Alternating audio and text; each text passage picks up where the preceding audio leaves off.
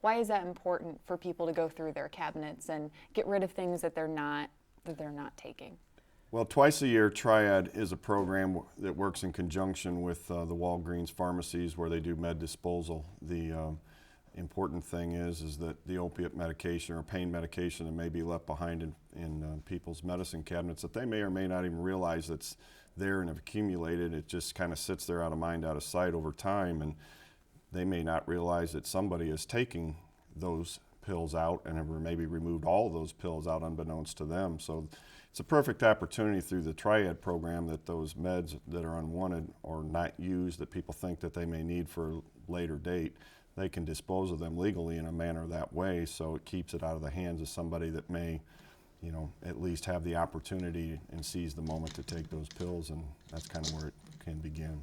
Now, in your law enforcement experience, do you guys find people on the streets who have prescription opiates that don't belong to them? How do they get those? You run across those from time to time. Sometimes they'll tell you how they obtained them. Sometimes, and most times often, they do not tell us. But generally, they get them from somebody that's have had access to them because they just aren't attending a doctor and getting the prescription and going to the pharmacy and getting their own pills. So they're usually obtained either illegally through theft from their friends or sold on the street, obtained, originally, like I originally said, coming from the medicine cabinets of those people who've accumulated them and never used them.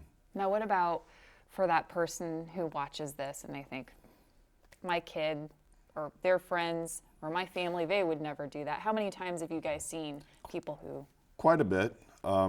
It's one of those things that if it's out of mind, out of sight, you choose to ignore it, you believe and see what you want to see and believe. You're right. I mean, it's not my kid wouldn't be involved, and maybe their kid isn't, but their friends' kids can be, or it could be another family member that's over for the holidays and sees it, takes it, or it could be their own children. I mean, it's all walks of life from, teenagers to adults in their 60s that can get addicted to these things. Now, for people at home who, let's say they have a prescription opiate that they take, what's the best way to keep that prescription out of other people's hands?